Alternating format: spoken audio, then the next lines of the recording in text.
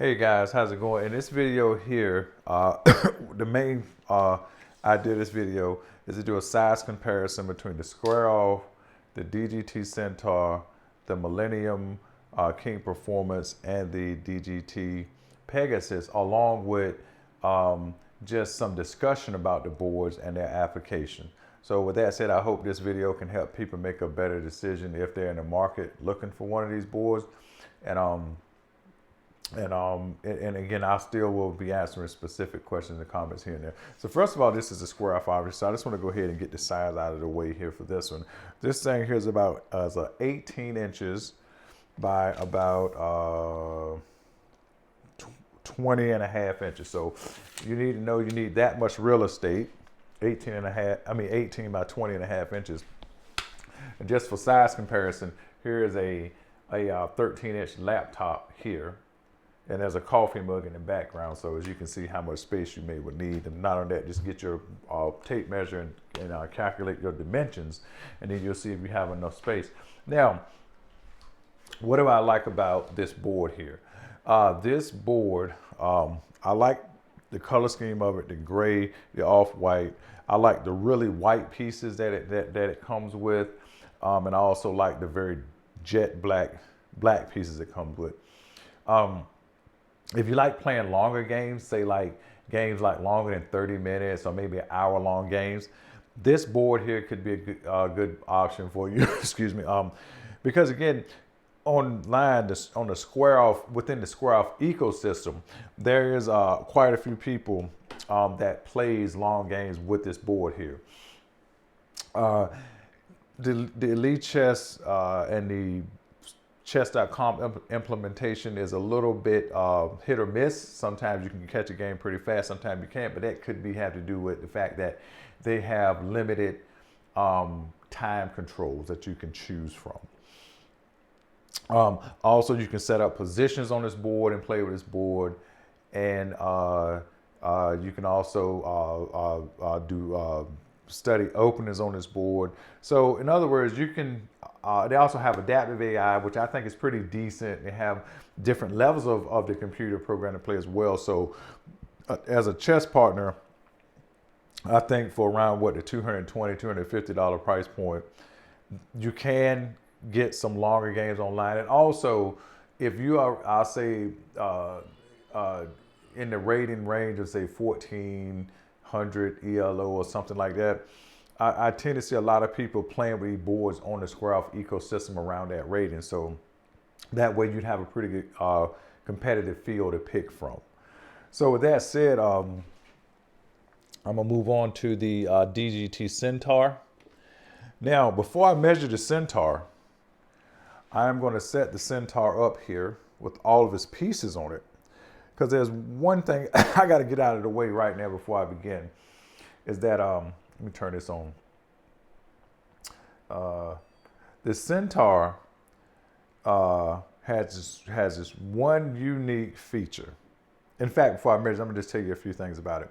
All right, so first of all, I think that it is a good chess partner. You cut it on, if your pieces are set up, you can begin moving straight away. Some people just want to play chess and straight away, with no hesitation. The friendly level is pretty much gonna let you win every time. The challenging level will give you a little challenge, but it'll definitely let you win. But the expert level definitely give you a pretty stiff challenge. I'll say if you're around 1800 ELO, the computer on expert, you probably could win sometimes.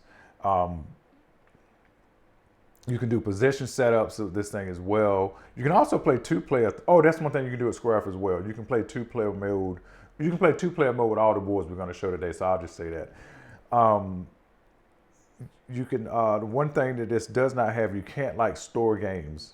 It'll store a game in the memory as long as you don't reset the position up.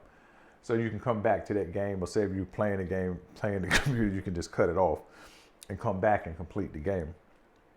But as far as just wanting to play chess and have not be at the mercy of the internet or an app, because you don't need the internet at all or an app at all to use this board. The menu system is simple, but it has a lot of features. There's some things that you could ask for, like increments, or PGN, or either at least just let you save. It would be nice if it would let you save at least 3 or 4 games on the unit so you can go back and play them. But with that said, this thing has one feature I don't believe I've ever seen on any other electronic chessboard, and I'll show you what it is. I'm gonna move a piece here. Now, let me see what happens here. Okay, the computer wants to go B6 to B7. But say if you said, no, I want to play E4 versus E5 opening. You can just move E4, E5, and the computer accepts it, and you can just move on and keep playing. So this way, in any position, it doesn't matter. It was a middle game position, an end game position, whatever position you tell the computer to, when it's trying to input a move like knight G8 to F6, you can move another piece and it'll accept it, and you can keep playing as your side. I've never seen it. So for example, we just did this right now. The computer accepts that move, and then we develop a bishop, and that's going to keep playing and try to make another move. So with that said, this is an extraordinarily useful feature, especially if you're trying to study an opening. You don't have to like trick the computer or trick the thing into doing something. You can just move it wherever you want to move it, whether it be the middle game, end game, whatever. You just move the piece wherever you want it. The computer accepts it, and you can keep playing from your side. So with that said, let me just turn this off here, and I'm gonna just move these pieces out of the way here for a second here, and do a little measuring here and a little comparison. You can see that it is smaller than the Square Off Pro.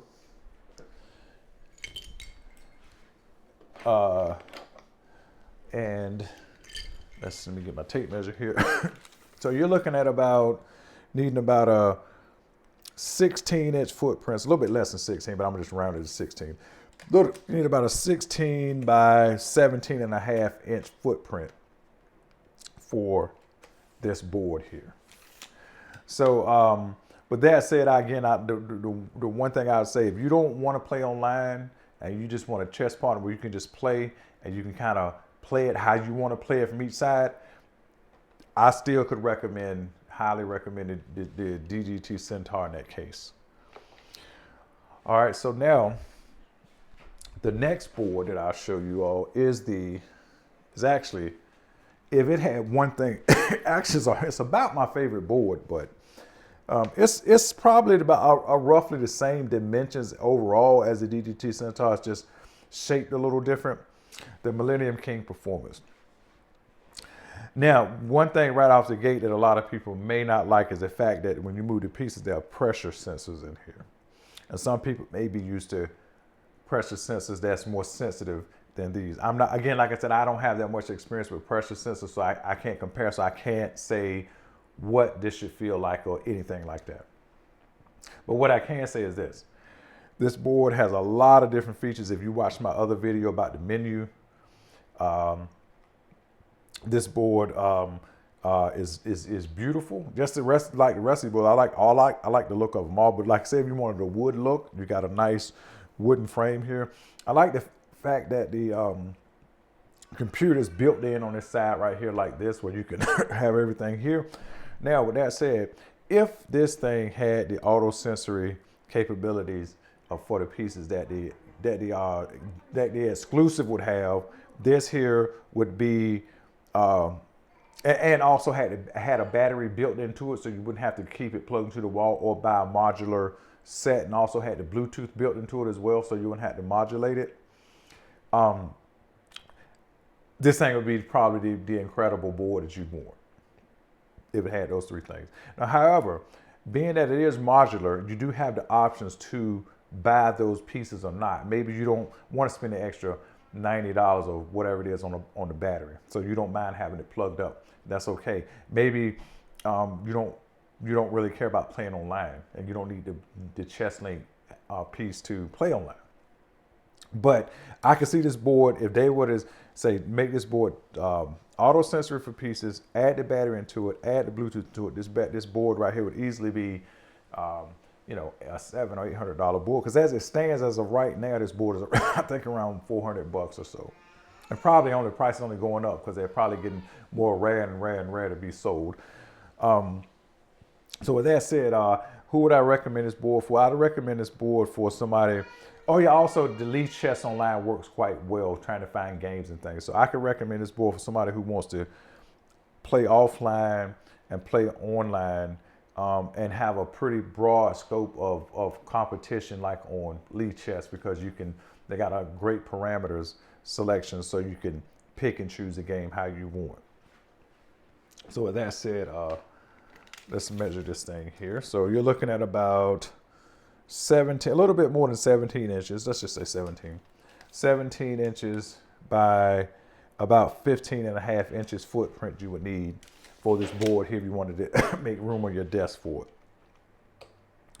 So lastly, we're going to talk about the latest board here, which is the Pegasus, which is obviously is the smallest board of them all. Where to begin with this board? Okay, first of all, I like the size. I personally like the size of it. I mean, if it was just a bit bigger, that would be okay. Like just maybe about as big as width of this, but still square width of the Millennium King Performance. But be it as it may, I think that a lot of people can keep this thing on their desk pretty easy. With that said, the Lichess for me has worked quite well. A lot of people, I can say, have been experiencing some sort of connections issues to Lichess. So basically, as it stands as of right now, if you only almost exclusively want to play online or over the board, straight out of the box as it was intended to play, you're only going to really be able to play over the board if you know somebody online. Like, you're not going to be able to set up positions and play certain positions, except for if you use the Chess Dojo app. That's seemingly, as I can tell, the only app that will connect to this board, where you can play against different personalities, and you also can do position setups on that app as well. So there is an option to play offline with this board, but the caveat is that you are at the mercy of, well, you're not necessarily at the mercy of the internet, because once you download the app is downloaded to your thing. So technically, you're only at the mercy of your other device, and your device Bluetooth being able to connect to this board. So with that said, who would I say this board would be for? If somebody was just wanting to play online and they really wasn't, they was just wanted to play chess. They didn't really worry too much about studying. They just want a board to play with, and maybe if their cousin or girlfriend or somebody like that come over, they just want to play a quick game on it, just because it's small, lightweight. Somebody like that might. And again, this is all of these ideas I'm saying who these boards are for is just general. I mean, I'm trying to just give people an idea of what to expect if they were in the market and looking at these boards. So with this said, you're going to need about right under 14 inch. So let's just say 14 by 14 footprint. It's really a little bit less. It's about actually around 13 3/4 square on each side. So you need about that much footprint. So, and again, like I said, I've also heard that the iOS support for the Pegasus, you might need to consider as well. So in other words, like, everything here is some sort of app based, particularly if you want to play online. However, the DGT Centaur, again, completely offline. You're not at the mercy of nothing except for having electricity to charge a board. The Millennium, you can use it offline and do a lot with it offline and study with it offline, but it does have the capability to play online. So in that case, you still be at the mercy of the internet or an app. So with that said, I hope you guys really enjoyed this just overview and discussion of these boards, and give me a thumbs up, share the video. I'm going to have links to these boards in the description. I have a Chesshouse link in the description that you can buy some of these boards from. Amazon links where you can buy some of these boards from. And just check it out. And however you feel like supporting the channel, just a like or subscribe will really, really help me out. And so I can keep knowing that if I'm doing this content, that people are actually getting something out of it. With that said, you guys take care, and I'll see you in the next one.